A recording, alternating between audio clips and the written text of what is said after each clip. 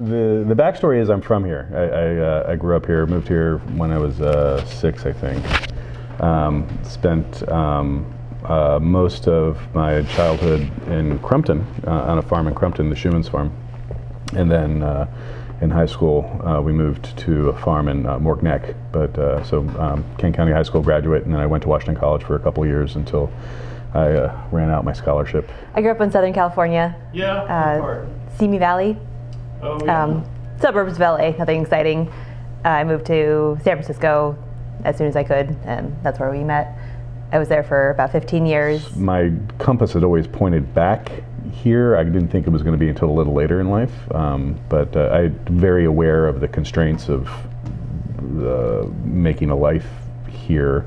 You know, that's you really got to hustle to find your niche or bring something back, and so I'd always meant to bring something back. I think it started on our 3rd date. He started talking about, there's this place that I'm going to be back in, and you should come. Fortunately, when Brandywine and I got together, she sort of fell into my little dream, and we were able to do it a little sooner than we had figured.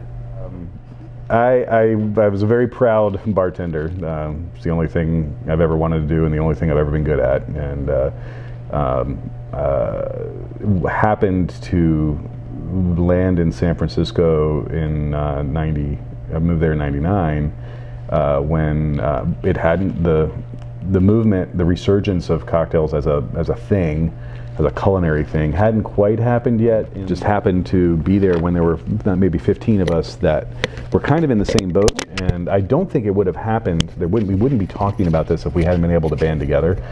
We inadvertently became part of a culinary movement, if you will, which sounds pretty grand, and that's where we get the mixologist comes from. It's all garnish on very simple things, just taking care of guests. The longest restaurant I had was worked at Bar Agricole. It's a beautiful space, and like the best produce and ingredients I've ever seen and probably will ever seen. Yeah. I had the best orange that's ever happened. I ate there.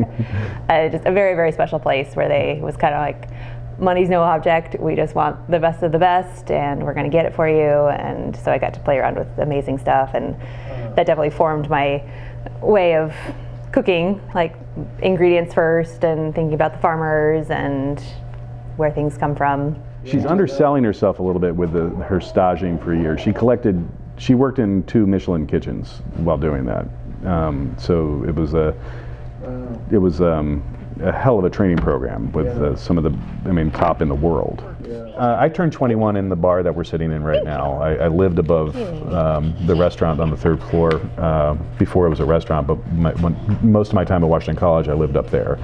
Turned 21. As soon as we're 21, Andy would ask us to work the door. We were the fill-in people to work the door whenever she got stuck.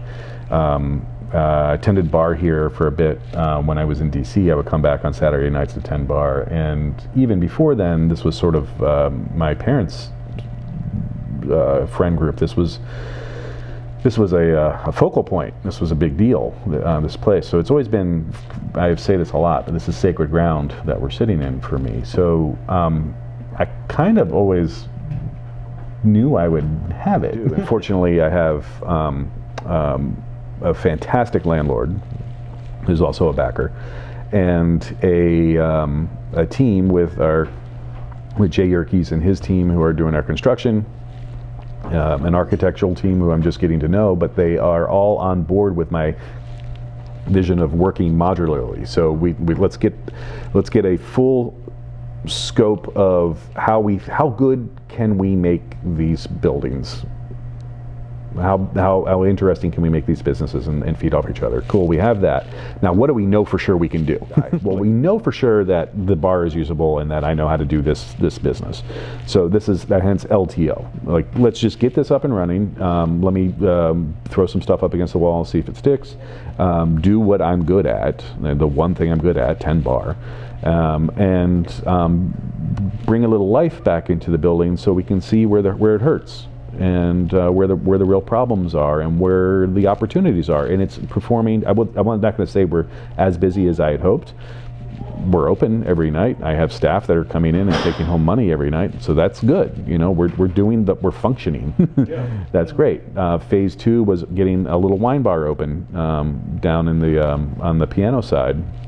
That opened on Friday. They had a gangbusters night. It's really, really good.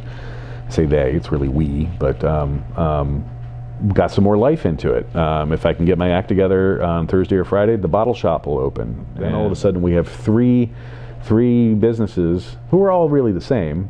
You know, we're all under one business, but 3 very different versions of things, providing 3 really different experiences. And once the kitchen in this side is complete and ready to open, then LTO will die forever, and the new concept will emerge. The new brand, or the new concept, the new name, which I'm still going to keep a secret a little bit, that one will be a little bit more staid and, you know, and official, I guess, let's say it that way. It'll be a little more First step to this project was I met Wendy Culp, that's the owner of this building, and then but one of their first purchases was the old Stams. So I'm part of that project, or I am that project, working with her. That's going to take a lot longer. The building's in rough shape, but we have plans to hopefully end of 2019 be in business, having a luncheonette and ice cream shop. Everybody wants to tell me how much time they spent here or how much Stams meant to them. I've had little kids come up to me on the street, some I know, some I don't, and the parents say, she's going to have the ice cream shop, and then they get to tell me their favorite ice cream flavor or their milkshake that they want. So it's a lot of pressure to take on, but it's also pretty magical and special to live in a place where, like, my daughter is gonna be, you know, part owner of the ice cream shop in town and all of her friends.